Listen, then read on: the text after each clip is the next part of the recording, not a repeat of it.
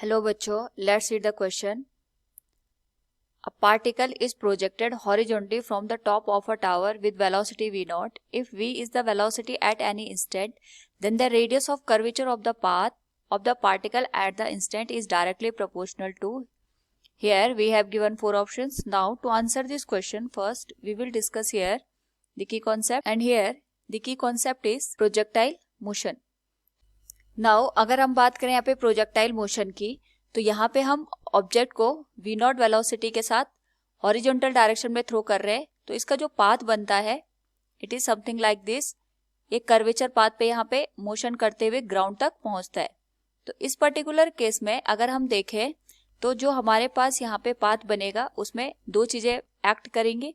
एक तो जो इसका हॉरिजॉन्टल कंपोनेंट है वेलोसिटी का, उस केस में जो हॉरिजॉन्टल डायरेक्शन में फोर्स की वैल्यू होगी वी कैन से हियर ये 0 होगी, क्योंकि कोई एक्सटर्नल फोर्स काम नहीं कर रहा है, तो एक्सीलरेशन की वैल्यू भी 0 होगी.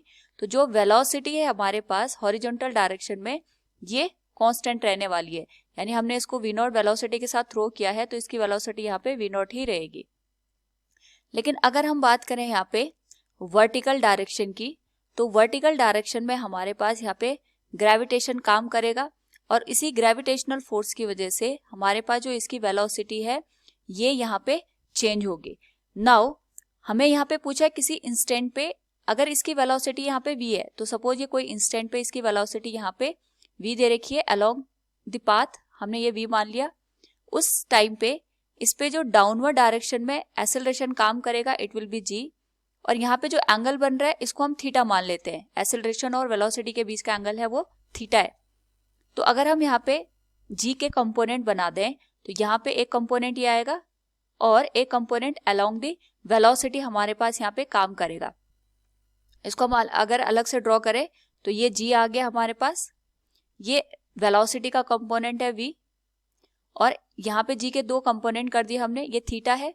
तो ये जो हमारे पास कंपोनेंट बनेगा अलोंग द वेलोसिटी ये g cos थीटा बनेगा यहाँ पे दिस वन, और जो इसका नॉर्मल कंपोनेंट है ये हमारे पास बनेगा g sin थीटा. तो अगर हम इस केस में देखें तो g sin थीटा और वेलोसिटी एक दूसरे के परपेंडिकुलर है.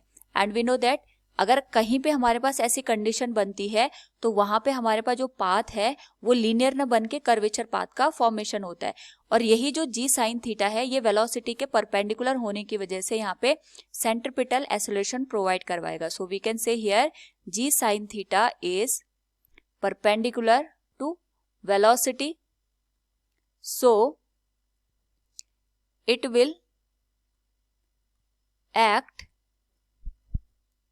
as centripetal acceleration. यानी यहाँ पे हमारे पास जो सेंट्रीपिटल एक्सेलरेशन की वैल्यू होगी वो g sin थीटा के बराबर होगी.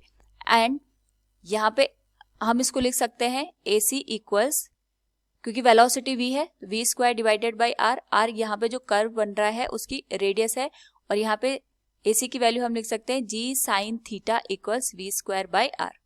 नाउ फ्रॉम द डायग्राम अगर हम देखें तो यहाँ पे हमारे पास v नॉट काम कर रहा है, ये हमारे पास वेलोसिटी v है एंड ये हमारे पास एंगल बन रहा है यहाँ पे थीटा.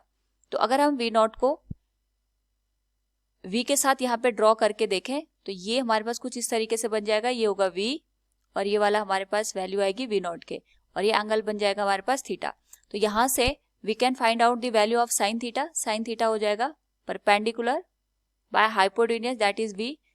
तो हम यहाँ पे साइन थीटा को रिप्लेस करके लिख सकते हैं in g sine theta. It will be g into v naught by v equals v square by r.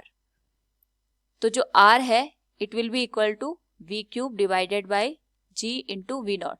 तो g और v नॉट हमारे पास कांस्टेंट है, तो यहाँ पे जो r है it will be directly proportional to the v raise to power 3. यानी जो कर्वेचर बनेगा हमारे पास वो जो वेलोसिटी है उसकी पावर 3 के डायरेक्टली प्रोपोर्शन में आएगा. So from the given question we can say the radius of curvature of the path of the particle at the instant is directly proportional to the v cube. Option A will be the correct answer. Hope all you understood it. Thank you and best of luck.